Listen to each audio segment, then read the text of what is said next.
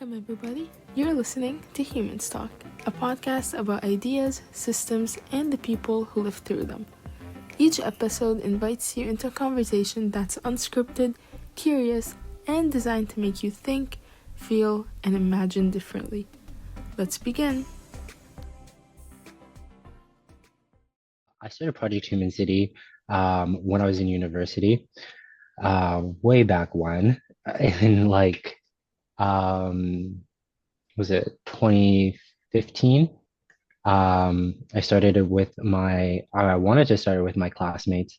Actually, I was like the first conceptions of it started when I was in a planning theory class. And this was in my third year.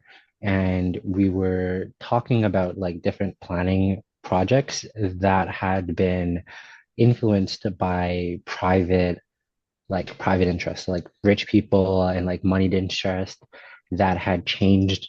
It was like a pedestrian plaza, and then they increased the amount of cars in it, and it ultimately didn't like meet the specifications of what it was trying to achieve, right? And it was like a failure, and I was talking about how there's a lot of different um, plans that happen that are originally designed for the public interest, but because of the moneyed interest, they don't get made.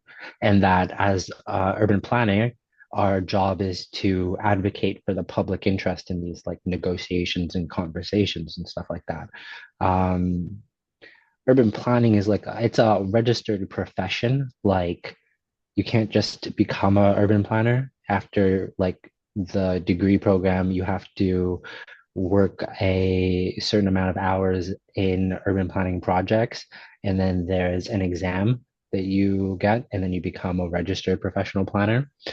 So the it's a serious thing, like being an advocate for the public interest in all like planning matters, which is, typically the job. And after hearing that like, regardless of what projects we're going to propose, a lot of them are going to get shelved. A lot of them are going to get changed for the for the private interest. I was just like that. I don't want to be a puppet, right? I don't want to do that. And apply myself in this like mechanism. And I thought the best way to change that system is to give people their latent power back in an organized way, right? And so the issue that urban planners become the advocate for social interest in planning issues is because the regular everyday person doesn't have that much time to be concerned with planning issues like that. Just like you have politicians because you're not concerned about national policy every single day with your regular job and your family and stuff like that, right? We allocate that attention to other people, just like we allocate our planning decisions to urban planners.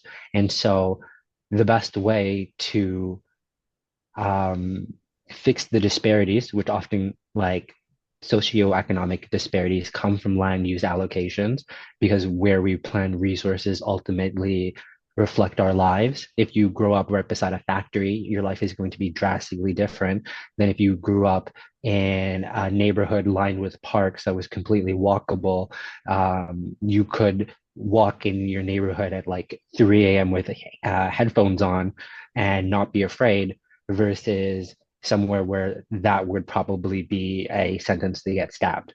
And those are all urban planning decisions that some of them are necessary and some of them aren't. Like having a factory, for example, is necessary. We're going to need factories, but how we plan around them and the communities that we place them in is ultimately a reflection of power and the representation of power in the planning process, right? So Project Human City came about. I wanted to use technology to um, sorry, crowdsource public opinion first by front loading information, slowly like gaining layers of context around these planning decisions that we're going to be asking them to make, and then ultimately allowing them to make decisions in a quick micro fashion, like just by voting on your phone or participating in community budgeting, um, or proposing things themselves to change their communities, like proposing different projects. And that's one of the features on CoQuest. So I came up with all of these ideas when I was in like third, fourth year. And so fourth year, I had actually proposed it to my classmates as a project, like coming into the September of fourth year. I had proposed it to them as a project. I had been working over on it over the summer, and a lot of them were interested in it. It actually caused a lot of drama in our school because urban planning is kind of a niche degree. So in my school, like there's only three accredited urban planning programs in Canada, and no, sorry, there's two and there's three programs. So here in TMU, Ryerson had an accredited program. University of Calgary has an accredited program, and then there's a program at U of T, but it's not accredited. And the accredited means that like if I were to go for the registered professional planning like test, I'd have to do less hours because my degree counted towards hours for that requirement. Um, but yeah, so it's pretty niche. There's only like 115 people in my class, so I knew everybody. We all knew everybody. Half of our courses were core courses. Like we'd only have like three or four, like two or four electives out of eight classes, and the rest of them were all with the same 115 people. So we all knew each other pretty well. And And then this was when you were back doing the urban planning yeah. degree? Hmm. Mhm. Yeah. And so I had pitched it to like 20, 25 people, and that kind of caused some trauma. Some people were interested, but it was like my first real taste of like the real world and like working with people in this kind of like business setting as opposed to just like school projects. And it quickly became um, if there's no like immediate reward for me, it's not worth my time even with the people who said that like they were interested or like tried to participate somewhat. It was, participating but not doing anything or just like standing around and listening to me talk and stuff like that. And then I had like to incentivize it even more, I like approached the administration of my school and I was like, this is if we implement this idea, it will ultimately like um it'll democratize our profession, but it'll also like change the way we plan our professions. So I'm like, we should try to implement this as a class project, and we could like design the mechanisms on the program, like the social media app or the software that we need, and then we could simulate like pilots of the types of community interventions that people would have on the platform, right? Mm. So that we can kind of like simulate that. And So would you then, say, oh yes, sorry, go ahead. sorry, no, you go. No, That's no, all. I was gonna ask, so you said that you have like there's a tension, do you feel a tension between wanting to scale fast and wanting to build something that lasts? Yes, for sure. Definitely because it's part of the issue that I found when trying to like initially problem solve like the issue is that it took so many points of connection or so many inputs to accurately solve the problem. Like that was like what I was mentioning when I mentioned front loading information, right? Because people may not have any context to these things. It actually made me think of, for example, like community outreach. I also work like for the city of Toronto in community centers, and often people will come into the community center and not know that it was there, right? Or that like the services are free and stuff like that. And it's like, yeah, it's just this.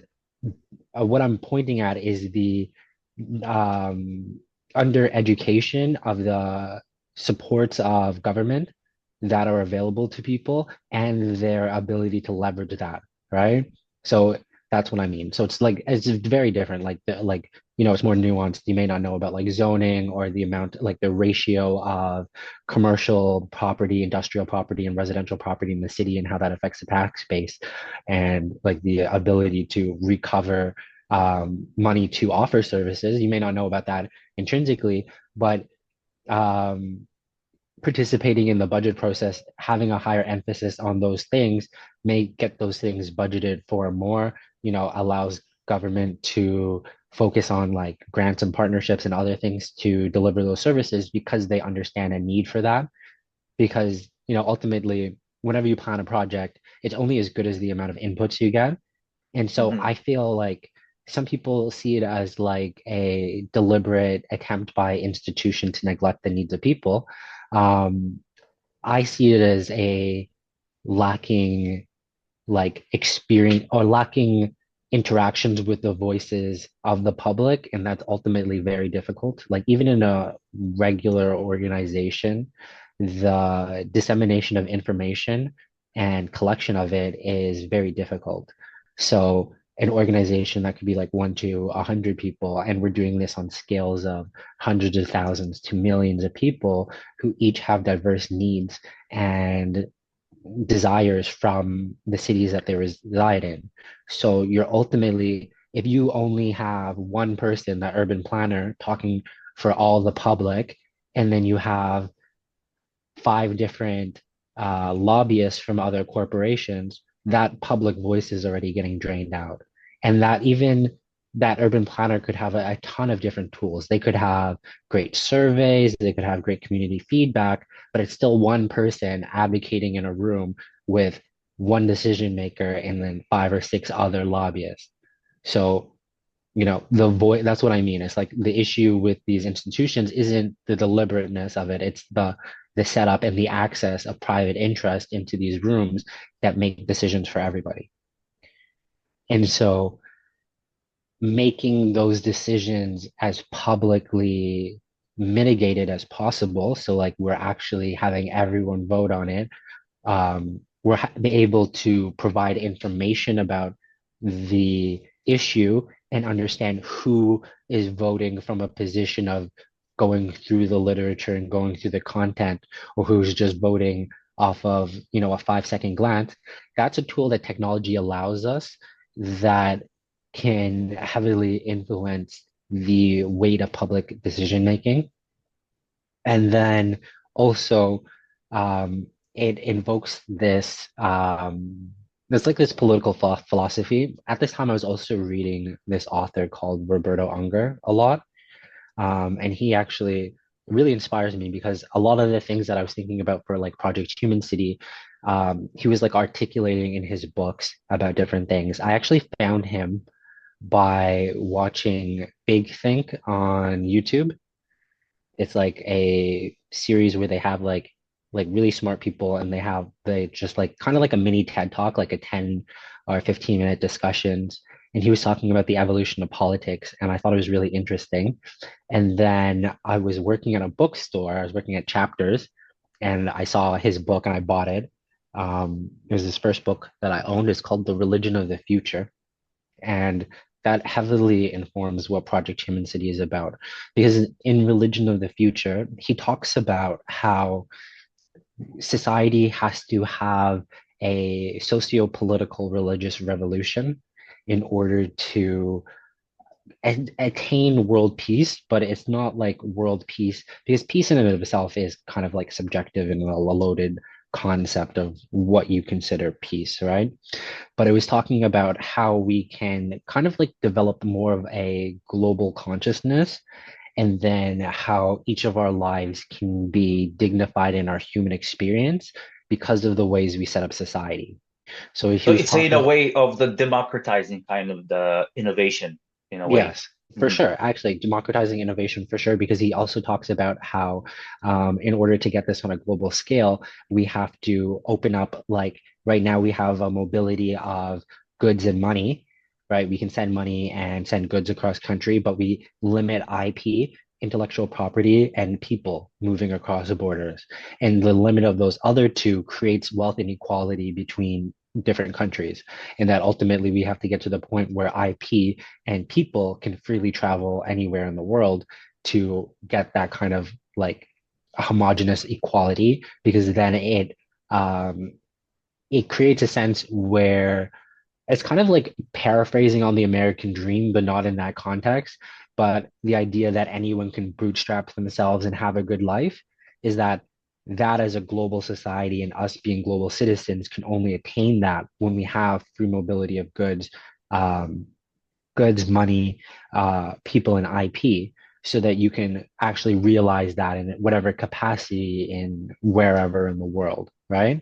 Well, it's kind of like we Um, have the Waze app, right? And we kind of crowdsource all the information. People, did they see a police officer? They can report it, and then I know about it. But it's not mm, the Waze is not, do it's the people themselves that the users yeah. themselves that kind of provide this information to each other, and that's what it kind of shift. It does kind of shift, the structure of the roads because now you're at least in this one instance, you know that there's a police ahead of you, Mm, right? Whereas before that, he could hide, and yeah. you'll get a ticket, right? No, for sure. And actually, I think that actually ties into two big things. One is that like Unger, he talks about like the high activity politics, right? So that's constantly changing and being aware of these problems that are coming up ahead, right? So like Hmm. that police officer had. Right now, we live in a society that responds to crises, right? So it's Hmm. like when the pandemic came, um, experts had been saying for years as global warming happened, we could have a pandemic, but we didn't have any protocols. We didn't have any systems in place for it until it happened, right? Because Hmm. our system responds to crises even though it knows about it, So right? how would you say Unger would deal with this whole structure that's in society that we can't change, or Mhm. it's kind of frozen and people just don't want to change? I guess it is what it is. Is there any suggestions that he brings that inspire you, your work with PHC? Yeah, it would be free trade agreements for sure, Hmm. and experimental regionalism. So experimental regionalism is like, for example, we have an example in Canada that's really good, but unfortunately, it's being attacked by Donald Trump right now. Is our automotive sector. Hmm. So how our automotive sector is completely integrated with the American sector is an example of regionalism and scaling, doing economies of scale because it didn't necessarily make sense for America to manufacture all the parts of cars or Canada to do it to compete to more concentrated economies in like Europe because in Europe, the Europe's a lot smaller. That means their supply chains are a lot closer to each other and even things that they own source from Europe. So like the raw materials or the minerals that they get from Europe are a lot closer. The supply chains are very old and integrated, right? So that's why you have like Volkswagen and stuff like that. They have tooling in their countries and the infrastructure to produce most of their car there, right? Hmm. As opposed to because they're so old. And compared to us, we have like Ford, General Motors, they were already integrating with this close companion Canada. We have a lot of mineral resources. So, and we had fairly good trade agreements prior, right? So it just made sense to have these integrated economies and we're so spread out. So it's like to service us, you have to be closer to us as well, right? So it makes sense to build these things together. And those kind of like experiments of scale is something that Unger would encourage us to do as much as possible and Hmm. just continue to do, right? And especially with free trade agreements, continue to have them. And then those open you up to the mobility of migrants as well. Um, Especially if you do them right. Like Canada, I think we're in a position to uh, do good free trade agreements. Like we're doing that to diversify our economy. But it's like um, if the West, like say for example, if the West supported a stronger united Africa, then Canada could already take advantage of our infrastructure in Africa and continue to not need to exploit our resources for mineral resources because Canada is one of the biggest international mining countries in the world. We have mines everywhere, right? So it's just like if we could have proper agreements with these countries, we would integrate the existing supply chains. We would lower the environmental damages that we incur from mining by starting new exploitation of resources. We don't need to open new mines if we're sharing the mines and using the mines we have appropriately. And that just comes by treating people with common respect and decency, right? Hmm. Like even before the election, there was this scandal where I think it was in Mali, the president of a Canadian mining company was getting detained because the company had been like embezzling money and failing to pay taxes to the African country they were exploiting for the gold. And it's Hmm. just like you know, if we build them up, like people don't like immigration. It's like if they were getting that tax money, they're building schools, they're building hospitals, they don't need to come here. But it's like Hmm. that's the way we partner with people, and that's the way we treat people, and then we complain at the consequences, Hmm. So right? speaking of mining, I know you do have we do have a plan uh, Yes. to scale in the future, something to do with space mining. Yeah. Yeah. Could you elaborate on that? Yeah, that came up in about like 2018 at that point. So in 2018, I started to get into blockchain. And I got into blockchain because it exemplified a lot of the things that I wanted to do in Project Human City as like actual things, like wanting to be decentralized, wanting to be transparent. I was Hmm. like, that's the nature of blockchain, right? So I'm like, we need to get into this, find what technology works best for what we want to offer. We ended up landing on like Ethereum, but um, like just going into that is super important. And then I was thinking, because when you like mint a coin, you can raise a ton of money, right? So I'm like, okay, if we're gonna get this all this money, I don't actually need it to develop. Developers don't cost that much money. Like even the best developer is only gonna cost me like $1 million a year, right? The best developer, they don't make that much money. Like, well, that is a lot of money, but like, you know, Sounds a lot to me. it is a lot of money. No, no, no. It is for sure. It is. It's definitely a lot of money. Um, but yeah, no, no. But like in the scale of what you can raise in crypto, it's not a lot of money, right? Mhm.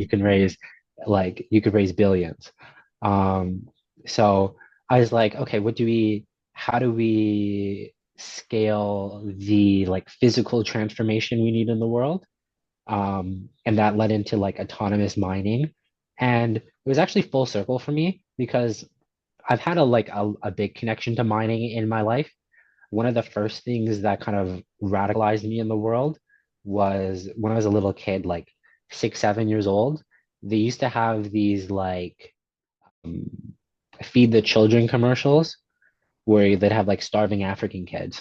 And that would like really rock me as a little kid because I'm like seeing this kid that looks just like me that's starving. And it led me to wanting to understand why that happened in the world.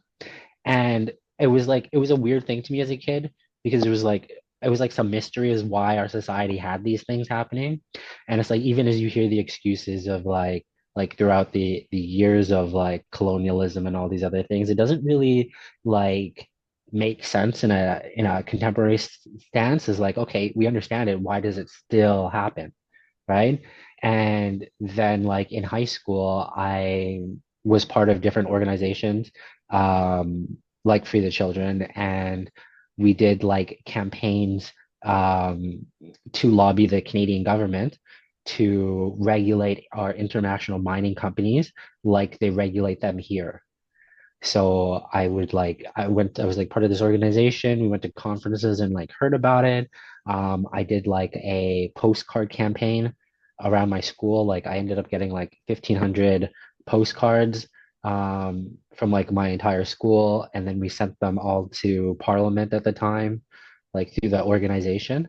And they had like a big thing where they delivered all these boxes of petitions to Stephen Harper at the time to get him to regulate international mining.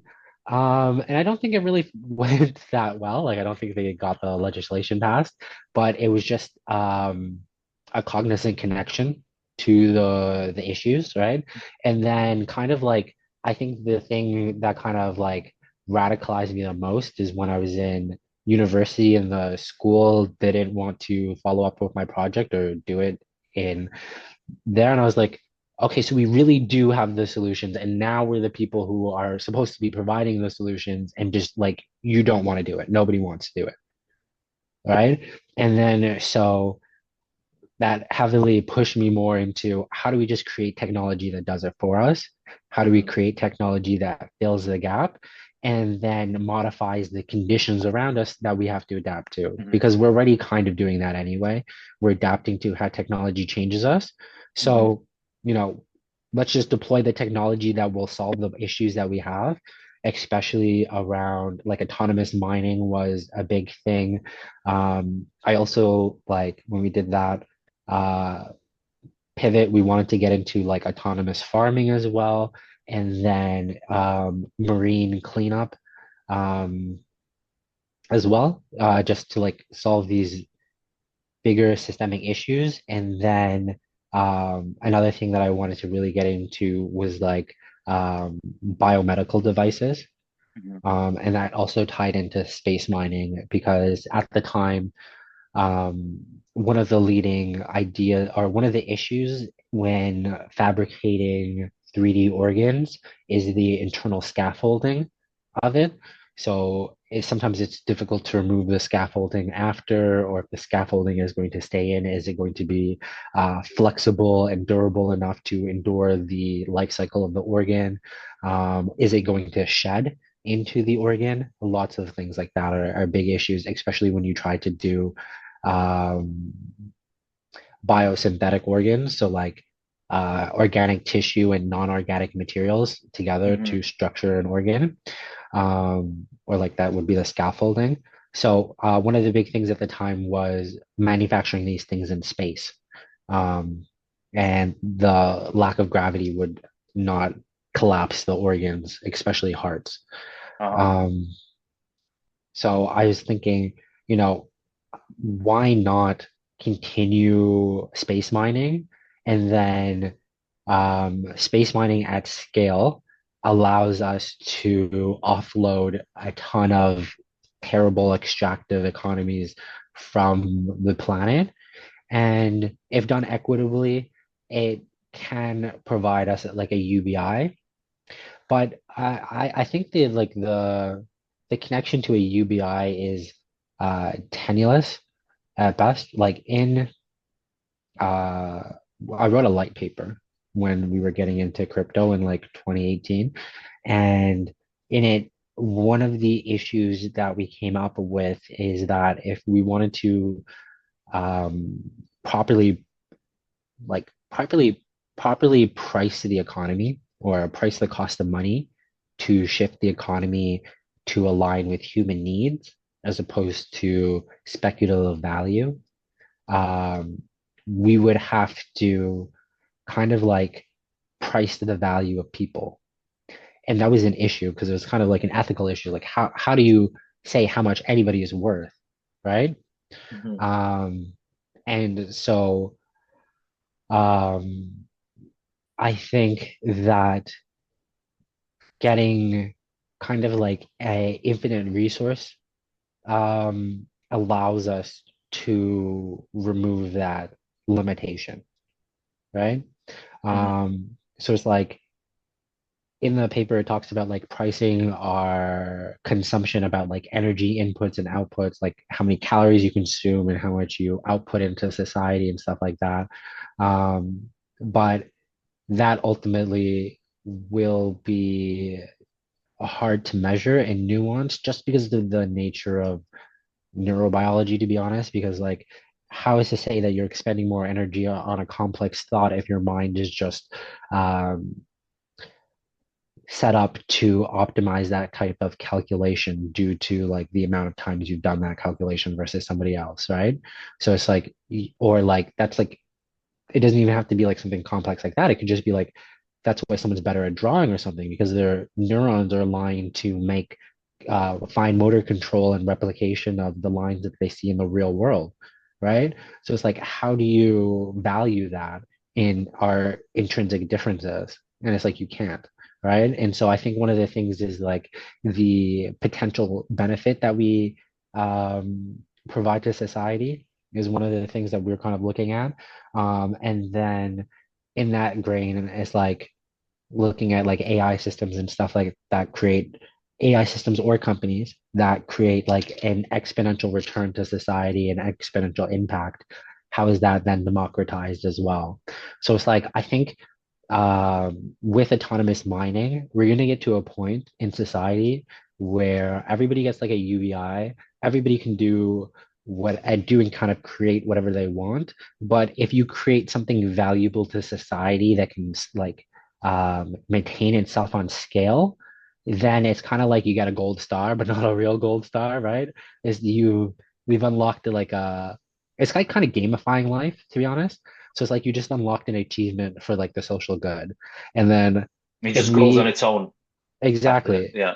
and it's like if Mhm. we set up people like that, people are going to want to solve problems for each other. They're going to, want to connect with each other more. And then we if we do that in a democratized way, we're going to gradually raise the base level of society. Like I don't have a problem with rich people in that they've kind of demonstrated how far we can go in terms of opulence. And I don't think that's a bad thing because I'm like, yo, have people like, achieve or aspire to something, not like the privatization of things like that. Um, but I feel like the privatization comes back as like a reward for communalism in some regard. Like, of course, these people are breaking communities on scale, but it's like in a better designed society, it's like if you are designing better connection and it's actually just rewarding people, these privileges should be awarded to you, but they shouldn't cost like the deaths of millions, right? Mhm. It's like Mhm. you can have Amazon, but it doesn't need to like, make everybody who works for it like poor, like the It delivery solves people one and stuff like that. problem and then it Yeah, solves one problem and then it makes another problem. exactly. Yeah. And it's like if they just like, redistributed the social value that they're creating, then it's not a bad thing, right? Because then all of those workers, some of them, they may leave, right? And that's probably one of the issues as well. Is like they may leave or the productivity may go down, but they're either spending more in the economy, they're ordering more from Amazon, right? Mhm. Or they're like gonna create something, gonna create a rival, they're gonna create something better, and we all benefit from it. And it's like our systems of greed are impeding that like efficiency dynamic in our economy. Mhm. So I don't necessarily see like capitalism and like the current system as terrible. And that's something that Unger agrees with. He doesn't see like our democratic capitalism as completely terrible, but he sees it lacking that ability to create um, Mhm. experimentations by that like worker limitation, Mhm. by the limitation of the circulation of wealth in society to create those pockets of Mhm. experimentation and then new innovation on scale. Yeah, see, this is why it's hard to find a system that works because my opinion is, you were talking about how when you were growing up and you saw all these inequalities, different Mm, countries, and it was like, why is that happening, right? Was your question? But my like the way I see it is that most people people go after their own personal interest. mm, Their interests come first, and then his friend's interest is secondary. mm, And these systems, this whole system is built on so whoever is building it is based on their interest in mm, that sense. So I guess democratizing, and I think that's why PHC Project Human City really addresses this point, is that all these apps are not really for your own self only. It's yes, it's helping you, but you're also crowdsourcing all this information. Let's say that one app, you have a new immigrant that came into the mm, country and he doesn't know what his way around. His English is not that good, and but he has this app, mm. right, that can guide him, right, and it's all other people that have basically contributed to all of that. So it Yeah, kind of breaks this, I would say it breaks that um self-interest approach in a yeah. way. And that's probably what I haven't read Unger's book, but I would assume that democratizing society in itself, this kind of living democracy, a Mm, part of it would be looking out for somebody else's interest as well, not only yourself. mm. And then that's how society functions. Yes. Yeah.